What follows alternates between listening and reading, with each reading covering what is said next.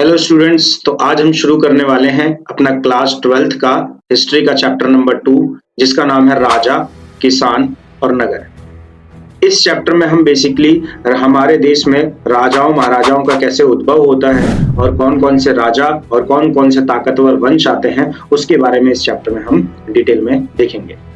तो सबसे पहले हमें पढ़ना है कि करीब 1100 बीसी के आसपास, 1100 बीसी यानी 1100 ईसा पूर्व के आसपास उत्तर वैदिक काल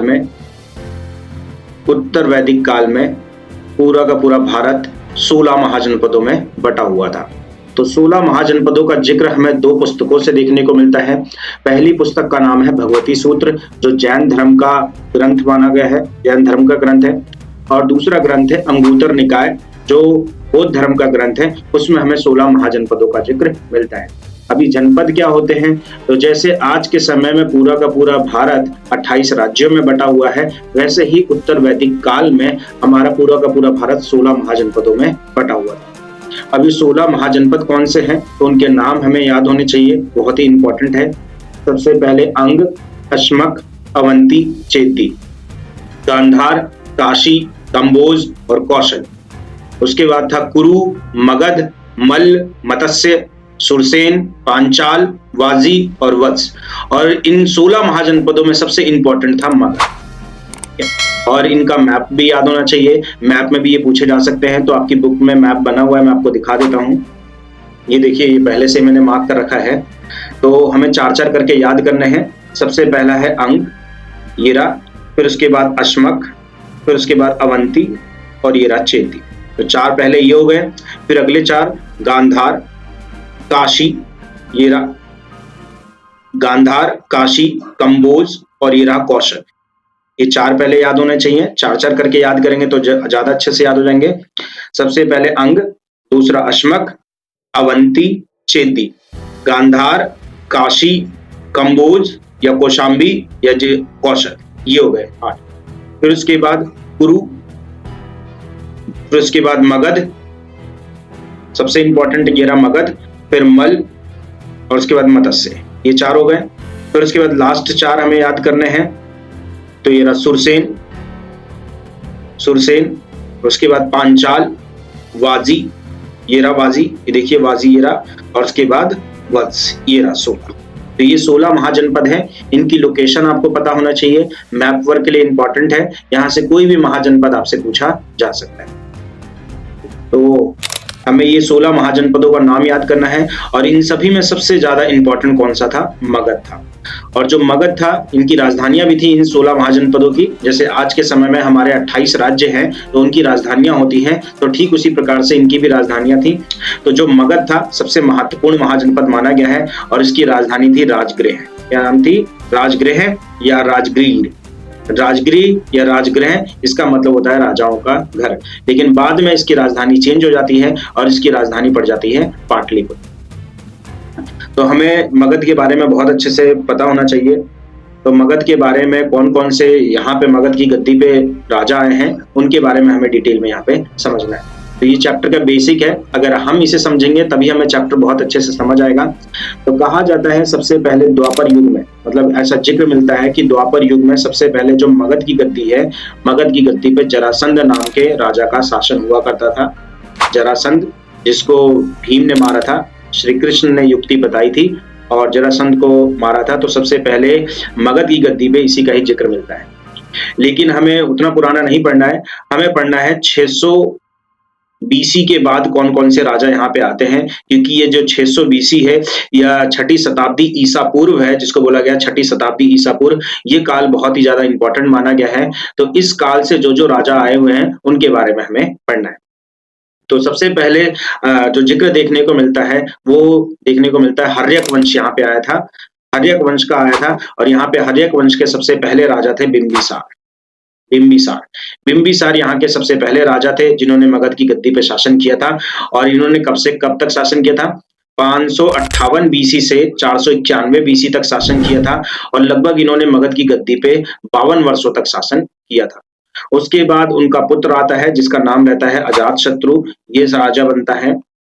ये कहा जाता है बिंबिसार और चैलेना का पुत्र था। इसने भी काफी लंबे समय तक शासन किया था। उसके बाद अजात शत्रु का पुत्र रहता है उदयन। उदयन शासन करता है। उदयन का नाम इंपॉर्टेंट है, इसलिए मैंने हाईलाइटेड कर रखा है। उदयन का नाम इसलिए इंपॉर्टेंट है क्योंकि इसने मगध की राजधानी को बदल दिया था। तो आपसे क्वेश्चन ये पूछा जा सकता है कि मगध की राजधानी राजगीर थी, उसको पाटलिपुत्र किसने बनाया था? तो किसने बनाया था? उदयन ने बनाया था। तो ये याद रखना है आपको, पाटलिपुत्र राजधानी किसने बनाया था? उदयन ने बनाया था। और फिर इसका अंतिम शासक था नागदशक, और नागदशक को उसका जो मंत्री रहता है जिसका नाम रहता है शिशुनाग, वो उसको मारकर शिशुनाग वंश की क्या करता है? स्थापना करता है। तो हर्यक वंश के खत्म होने के बाद अगला वंश आता है शिशुनाग वंश। और जो शिशुनाग वंश रहता है वो देखिए 413 बीसी से 345 बीसी तक शासन करता है। ऑलमोस्ट 50-60 सालों तक ये शासन करते हैं। तो इसका पहला राजा था शिशुनाग वंश, और इसने भी क्या कर दी थी? राजधानी चेंज कर दी थी। तो इसने पाटलिपुत्र से राजधानी किसको बना दी थी? वैशाली को बना दी थी। तो देख रहे हो, सबसे पहले राजधानी थी कौन सी? राजगीर, दूसरे नंबर पे पाटलिपुत्र, और तीसरे नंबर पे वैशाली। लेकिन उसके बाद उसका जो पुत्र आता है जिसका नाम रहता है काकवर्ण, काकवर्ण वापस से राजधानी किसको बना देता है? पाटलिपुत्र को बना देता है। ठीक है। और इसके बाद ये जो कालाशोक रहता है, यही दो राजा रह पाते हैं। उसके बाद जो काकवर्ण का जो मंत्री रहता है जिसका नाम रहता है महापद्मानंद, वो क्या करता है? अपने राजा को मारकर, उसका मंत्री मारकर खुद क्या बन जाता है? राजा बन जाता है, और नंद वंश की स्थापना करता है। और ये नंद वंश आपको याद रखना है, नंद वंश की स्थापना किसने की थी? महापद्मानंद ने की थी। और जो इसी का ही पुत्र था जिसका नाम था धनानंद, वो बहुत ही ज्यादा क्रूर राजा था, बहुत ही ज्यादा क्रूर राजा था। ये लालची और क्रूर राजा था। कहा जाता है इसी के समय में सिकंदर ने, जो सिकंदर जिसको अलेक्जेंडर भी बोला जाता है, इसने भारत पर आक्रमण किया था। तो सिकंदर ने भारत पर कब आक्रमण किया था? 326 बीसी में आक्रमण किया था। और कहा जाता है इसी जो धनानंद नाम का राजा था, लालची और क्रूर था, और इसने अपने समय के एक बहुत ही बड़े विद्वान जिनका नाम था ब्राह्मण विष्णुगुप्त, जिनको हम चाणक्य के नाम से जानते हैं, इनका इन्होंने अपमान किया था। अपमान करने के कारण इन्होंने बदला लेने की सोची थी, और इन्होंने कहा था कि मैं तुमसे ज्यादा योग्य राजा को इस गद्दी पे क्या करूंगा? बैठाऊंगा। ठीक है। तो इसके बाद इन्होंने क्या किया? इन्होंने एक बच्चे को तैयार किया जिसका नाम था चंद्रगुप्त मौर्य। उसको कई सालों तक प्रशिक्षण दिया, और उसके बाद चंद्रगुप्त मौर्य ने सबसे पहले चाणक्य की सहायता से वो राजा बनते हैं, धनानंद को मारते हैं, और धनानंद की गद्दी पर बैठते हैं। यानी पूरे के पूरे नंद वंश को खत्म करके मौर्य वंश की स्थापना मगध की गद्दी पर किसने की थी? चंद्रगुप्त मौर्य ने की थी। उसके बाद चंद्रगुप्त मौर्य ने सिकंदर को भी हराया था, सिकंदर की सेना को हराया था, और सिकंदर का जो सेनापति था जिसका नाम था सेल्यूकस निकेटर, उसको भी हराया था। तो याद रखना है, सिकंदर का सेनापति था सेल्यूकस निकेटर, उसको भी चंद्रगुप्त मौर्य ने हराया था। और चंद्रगुप्त मौर्य की पहली पत्नी का नाम दुर्धरा था, ये याद रखना है हमें। ठीक है, 1 नंबर के लिए पूछा जा सकता है। और चंद्रगुप्त की एक और वाइफ थी। जब दुर्धरा मर जाती है, उसके मरने के बाद चंद्रगुप्त मौर्य एक और लड़की से शादी करते हैं। उनकी एज काफी कम होती है, वो होती है सेल्यूकस निकेटर की बेटी। तो सेल्यूकस निकेटर वही है जो सिकंदर का सेनापति है, उसकी बेटी थी हेलेना। उससे ये क्या करते हैं? विवाह करते हैं, जिसको कॉर्नेलिया के नाम से भी जाना जाता है, जो आपकी हिंदी में एक चैप्टर भी होगा। उसके बाद कहा जाता है चंद्रगुप्त मौर्य के मरने के बाद अगला राजा उनका बेटा बनता है, जिसका नाम रहता है बिंदुसार। तो चंद्रगुप्त मौर्य और दुर्धरा का ये पुत्र था बिंदुसार, और इसके टोटल 101 पुत्र रहते हैं। और सबसे जो बड़ा पुत्र रहता है जिसका नाम रहता है सुशील, ये सुशील को राजा बनाना चाहते थे, लेकिन सुशील उतना योग्य राजा नहीं होता। एक उनका एक और पुत्र होता है जिनका नाम रहता है अशोक। तो अशोक राजा बनते हैं। ये कहा जाता है जो बिंदुसार थे वो अपने पुत्र अशोक को पसंद नहीं करते थे बिल्कुल भी, वो सुशील को पसंद करते थे, लेकिन होनी को कुछ और ही मंजूर था। तो इसीलिए क्या होता है, सम्राट अशोक अपने, कहा जाता है, ऐसा बुकों में लिखा गया है कि वो अपने 99 भाइयों को मारते हैं और खुद क्या बनते हैं? राजा बनते हैं। वो अपने एक भाई जिसका नाम रहता है तिष्या नाम रहता है, उस अपने एक भाई को छोड़ देते हैं, बाकी 99 भाइयों को मार देते हैं। तिष्या को इसलिए छोड़ देते हैं क्योंकि इसे राजपाट में कोई मोह नहीं था, ये बौद्ध धर्म को अपना लेता है, इस वजह से इसको छोड़ देते हैं, बाकी 99 भाइयों को मार देते हैं और खुद क्या बनते हैं? राजा बनते हैं। और कहा जाता है ये इस वंश के सबसे परम प्रतापी राजा माने गए हैं। सम्राट अशोक ने बहुत से काम किए हैं। सबसे पहले देखो इन्होंने कब से कब तक शासन किया था, तो 268 बीसी से 232 बीसी तक इन्होंने शासन किया था। ऑलमोस्ट ऑलमोस्ट 40 से 50 सालों तक शासन किया था। इनको देवनाम प्रिय, प्रियदर्शी अशोक भी कहा जाता था। देवनाम प्रिय यानी देवों का प्रिय, प्रियदर्शी यानी सुंदर मुख वाला अशोक। और इन्होंने क्या किया है, इन्होंने बहुत से शिलालेख लिखवाए हैं। पहले तो ये बहुत ही क्रूर राजा रहते हैं, लेकिन बाद में इनका हृदय परिवर्तित हो जाता है। तो कहा जाता है कि कालिंग युद्ध हुआ था। कालिंग मतलब उड़ीसा वाला जो इलाका है, उसको जीतने के लिए इन्होंने वहां पे युद्ध किया था। तो वहां के राजा को हराया था इन्होंने।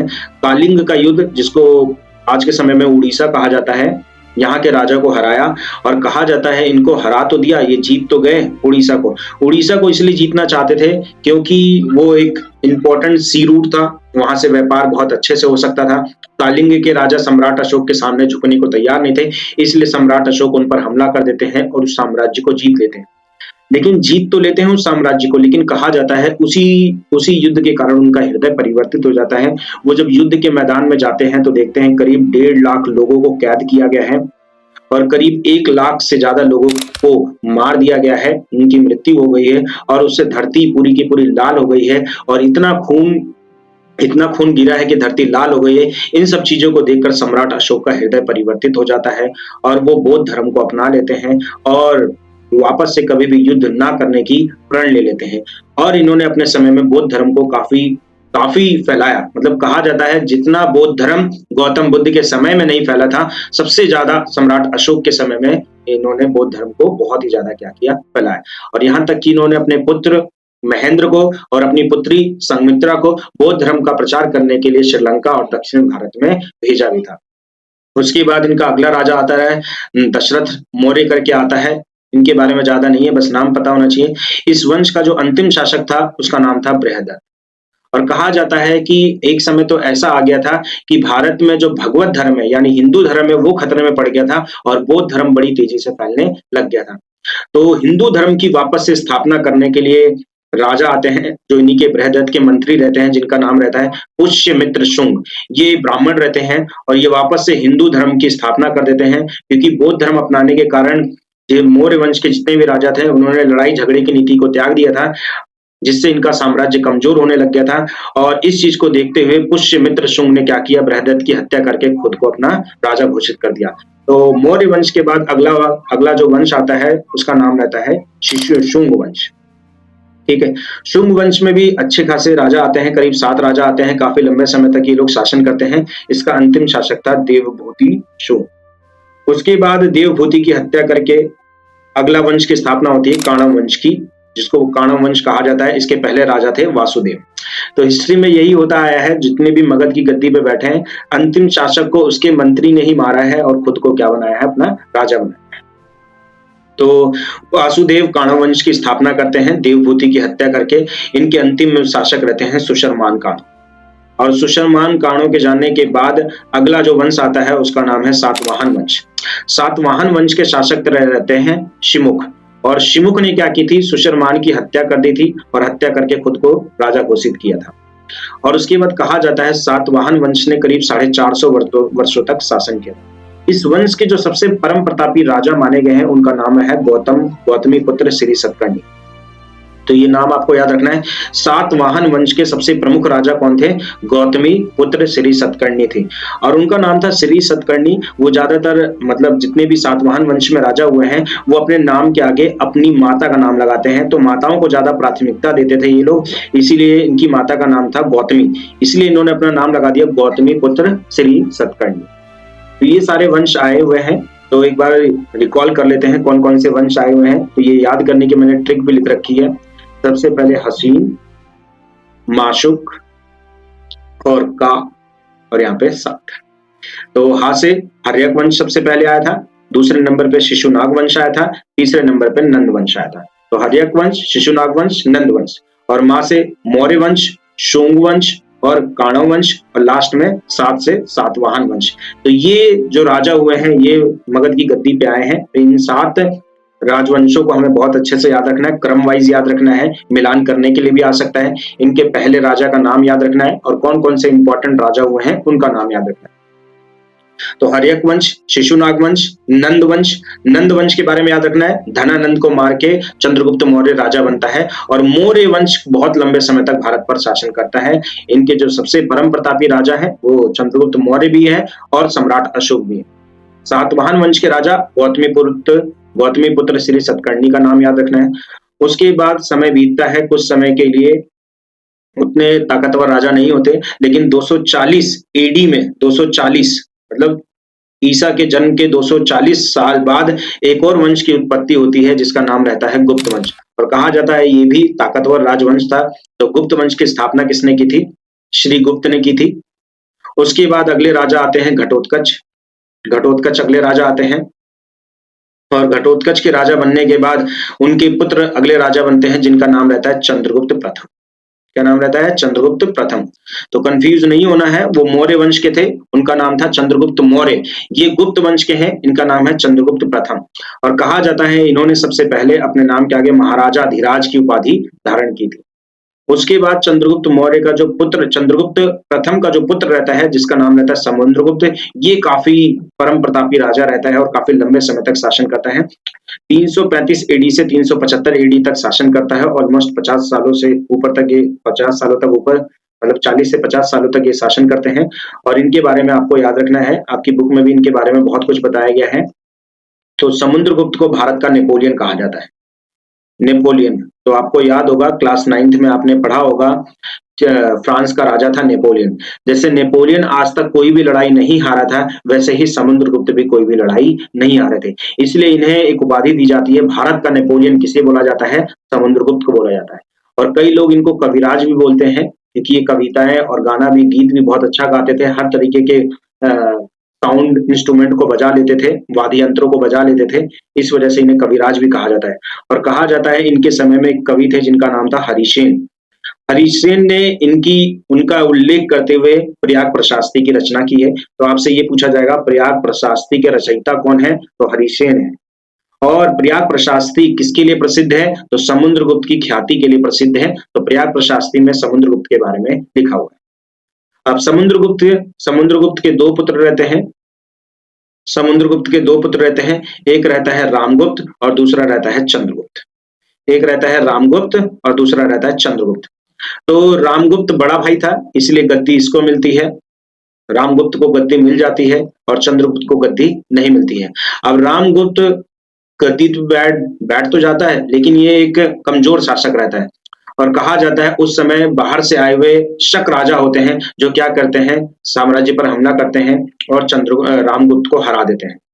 और रामगुप्त इनसे हार जाता है और शक राज कहते हैं कि अगर तुम अपनी वाइफ, जिसका नाम था, बहुत ही सुंदर और कन्या थी, ध्रुव स्वामी, शक राज कहते हैं, शकों के राजा कहते हैं, अगर तुम अपनी वाइफ को हमें दे दोगे तो हम आपके साम्राज्य पे हमला नहीं करेंगे। और रामगुप्त ऐसी बेकार संधि को क्या कर लेता है, मान जाता है, जिसके कारण चंद्रगुप्त को बड़ा दुख होता है।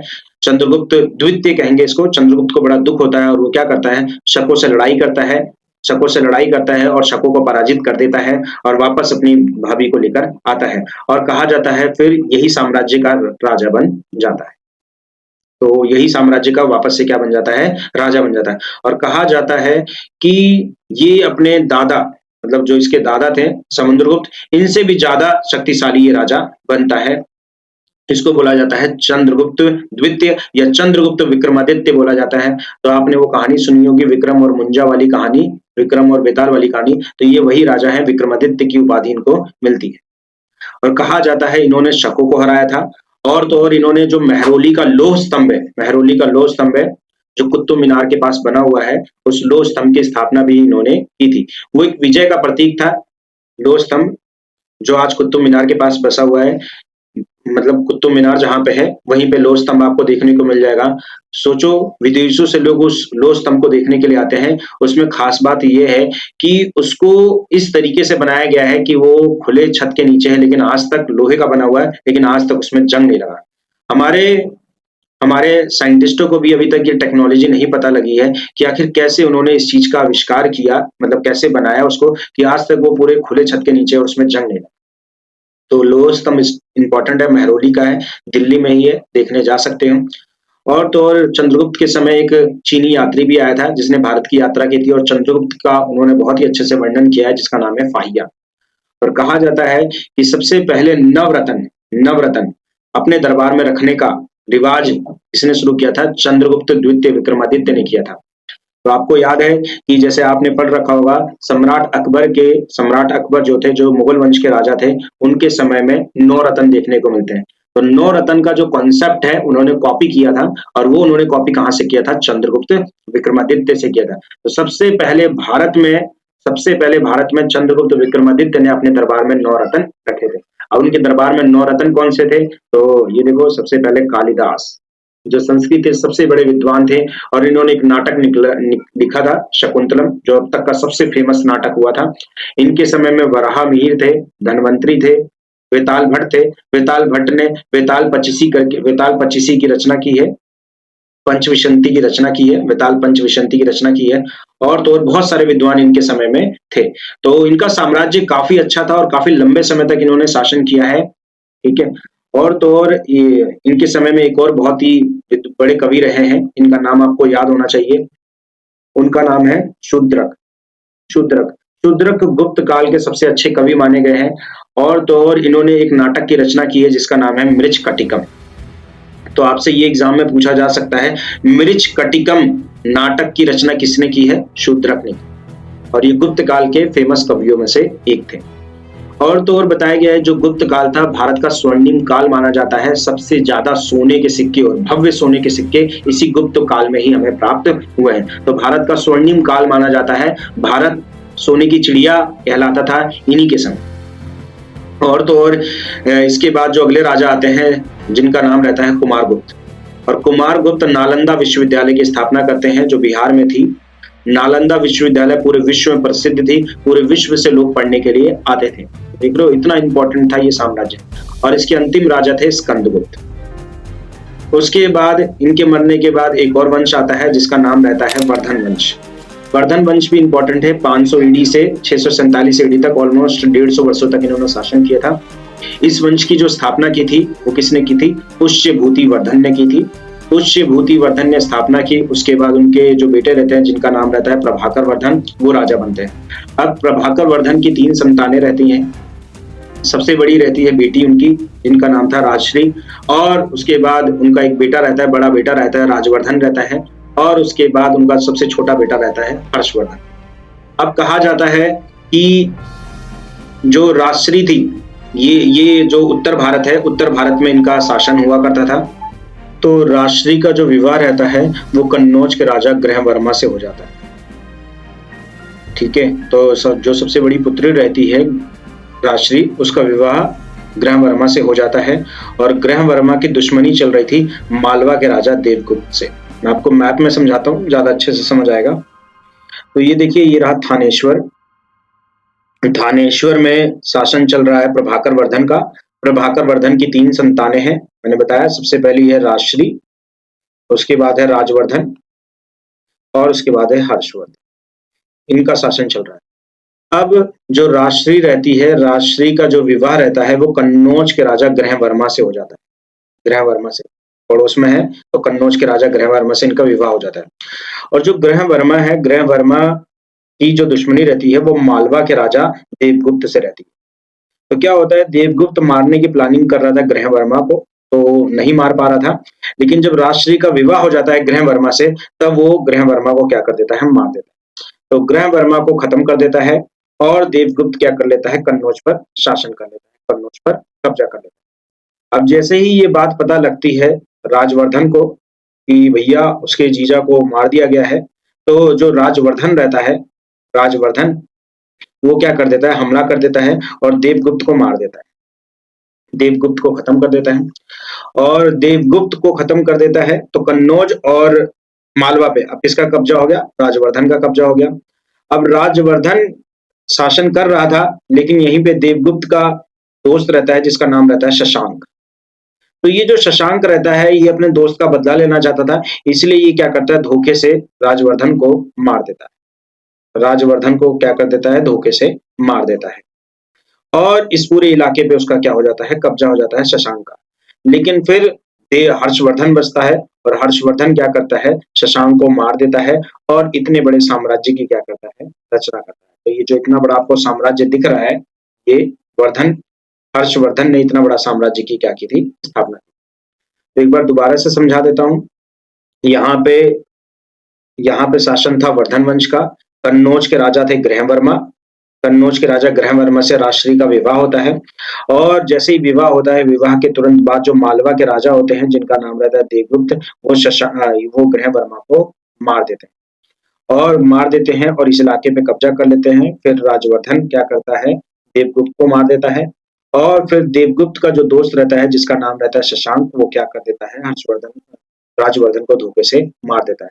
और शशांक को फाइनली कौन मारता है, हर्षवर्धन मारता है और इतने बड़े साम्राज्य की क्या करता है, रचना करता है। तो ये जो इतना बड़ा आपको एम्पायर दिख रहा है, ये पूरा का पूरा हर्षवर्धन ने इतना बड़ा साम्राज्य बसाया था। लेकिन वो कभी भी इस साम्राज्य के अपने आप को राजा नहीं मानते थे। उन्होंने क्या किया, अपनी बहन को ढूंढ निकाला। उनकी बहन जब देवगुप्त ने ग्रहवर्मा को मारा था, तो उनकी बहन जंगल में भाग गई थी अपनी जान बचाने के लिए। तो उन्होंने अपनी बहन को ढूंढ निकाला और अपनी बहन को इतने बड़े साम्राज्य की रानी बनाया और उसका खुद अंगरक्षक बन के इतने बड़े साम्राज्य को चलाया। तो उन्होंने कभी भी अपने आप को राजा नहीं माना। उन्होंने अपनी बहन को यहाँ कर इतने बड़ी की महारानी बनाकर रखा था, इतने बड़े साम्राज्य की। अब तो हर्षवर्धन बहुत ही अच्छे राजा थे। उनके समय में जनता खुश थी और तो और कहा जाता है उनके समय में एक चाइनीज यात्री भी आया था जिनने उनकी गाथा के बारे में लिखा है, जिनका नाम है हुएन सांग। और तो और हर्षवर्धन के समय में एक कवि थे जिनका नाम था बाणभट्ट और वो हर्षवर्धन के चरित्र से इतना ज्यादा प्रभावित हो जाते हैं कि उन्होंने एक पुस्तक लिखी थी, हर्षा चरित्र। तो आपको याद रखना है, हर्षा चरित्र नामक पुस्तक किसने लिखी थी, बाणभट्ट ने लिखी। तो हम देखते हैं कि जब मौर्य वंश खत्म हो रहा होता है, अभी तक हमने इतने वंश पढ़ लिए हैं। तो जब मौर्य वंश खत्म हो रहा था, तो भारत के जो मध्य एशिया वाला इलाका है, वहां पे कुछ विदेशी राजवंश आकर शासन करते हैं। तो विदेशी राजवंश के बारे में भी थोड़ा बहुत पढ़ना है, उनका भी हमें इसमें जिक्र मिलेगा। तो सबसे पहले है हिंदू यूनानी शासकों के बारे में। तो हिंदू यूनानी शासकों में कहा जाता है 190 बीसी में, तो मौर्य वंश खत्म हो गया था। 190 बीसी में पंजाब वाला इलाका और सिंध वाले इलाके के आसपास हिंदू यूनानी शासकों ने या हिंदू यवन शासकों ने यहाँ पे कब्जा किया था। इनका जो प्रमुख शासक था उसका नाम था मिनांदर, ये आपको याद रखना है, जिसको मिलिंद भी बोला जाता है। और कहा जाता है भारत में सबसे पहले सिक्कों का जो प्रचलन है वो इन्होंने ही क्या किया था, शुरू किया था। तो मैप में भी मैं आपको दिखा देता हूँ, ये देखिए मैप में ये रहा। तो ये वाला जो इलाका पूरा का पूरा दिख रहा है, ये रहा इंडिया का मैप है। और ये देखिए जो सिंध वाला इलाका है और पंजाब वाला इलाका है, ये रहा भारत। ये भारत का मैप दिख रहा होगा बगल में साइड में, ये रहा भारत का मैप है ये। और इसी के जस्ट बगल में ही आपको देखो हिंदू यूनानी शासक देखने को मिल जाएंगे। तो इस इलाके पे हिंदू यूनानी शासकों का कब्जा था और कहा जाता है कि इन्होंने चांदी के सिक्के सबसे पहले इन्होंने ही हमारे देश में चलाए थे। और तो और उसके बाद शक शासक भी हुए हैं हमारे देश में। शकों ने हमारे देश पे सबसे ज्यादा आक्रमण किया है। तो यूनानियों के बाद कौन से राजा आए थे, शक शासक आए थे, जो मध्य एशिया वाले इलाके में आकर बस गए थे। इनका जो सबसे प्रमुख शासक है उसका नाम याद रखना है, रुद्रदमन प्रमुख शासक था। तो शक शासक है रुद्रदमन, सबसे परम प्रतापी राजा है शक शासकों में।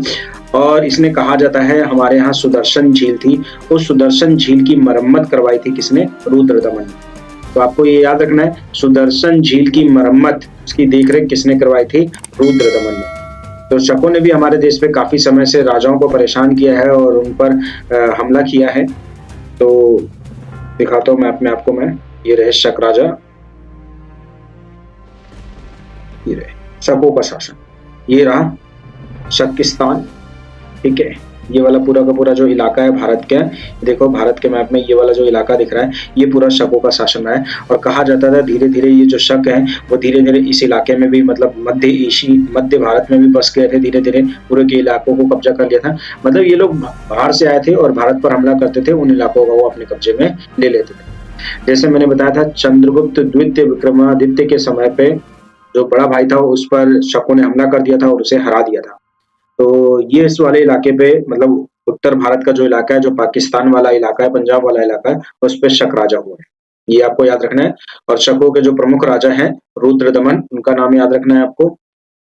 और उसके बाद पहलावन व पार्थियन राजा आए हैं, तो ये इन्होंने भी भारत के कुछ कोने पे शासन किया है। गोदो फर्निस इनके प्रमुख राजा हैं। पहलावन और पार्थियन का देखिए मैप में कहाँ है ये रहे, ये रहे। तो ये भारत के इलाके में, इस वाले इलाके में ये बाहर से आकर बसे हुए राजा हैं जिन्होंने हमारे राजाओं को हराकर इस इलाके पे कुछ कब्जा कर लिया था। तो ये पहलावन राजा हैं, पहलावन या पार्थियन बोला जाता है। तो उत्तर भारत के इस वाले इलाके पे इन्होंने कब्जा कर रखा था, पहलावन या पार्थियन। उसके बाद लास्ट हमें पढ़ना है कनिष्क राजा के बारे में, ये इंपॉर्टेंट है, कुषाण शासकों के बारे में। तो ये चीन से मध्य एशिया से भारत आए थे और इनका जो प्रमुख शासक है कुषाण है, कनिष्क शासक है। मतलब कुषाण शासकों के सबसे प्रसिद्ध शासक कौन है? कनिष्क। और कहा जाता है इन्होंने अपने आप को देवपुत्र बोला था। तो ये अपने आप को देवपुत्र मानते थे, मतलब भगवान के पुत्र मानते थे, और इसलिए इन्होंने अपनी विशालकाय मूर्तियां भी बनवाई थी। तो मैप में भी आपको दिखा देता हूँ, ये इस इलाके में आकर बसे हुए लोग थे, ये बनाएगा। ये देखिए कनिष्कों का राज्य बहुत ज्यादा ये भारत में फैल चुके थे, तो यहाँ से पूरा का पूरा ये जो उत्तर भारत है इन्हीं के ही कब्जे में था। ठीक है, तो चीन से आए थे तो चीन वाला इलाका भी कुछ इनके कब्जे में था। तो पूरा का पूरा उत्तर भारत हो गया, पाकिस्तान वाला इलाका हो गया, ये पूरा का पूरा कुषाण एम्पायर कहलाता है। और इनके सबसे प्रमुख राजा थे कनिष्क, और ये अपने आप को क्या मानते थे? देवपुत्र मानते थे। तो आई होप आपको याद हो जाएगा ये। तो ये अभी इस चैप्टर का बेसिक है, इसको पहले समझिए और फिर उसके बाद चैप्टर की शुरुआत करते हैं। तो ये पार्ट 1 था जिसमें मैंने पूरा इस चैप्टर का बेसिक बताया है। पार्ट 2 में चैप्टर की शुरुआत होगी और उसमें आपको सारे टॉपिक लाइन वाइज देखने को मिल जाएंगे।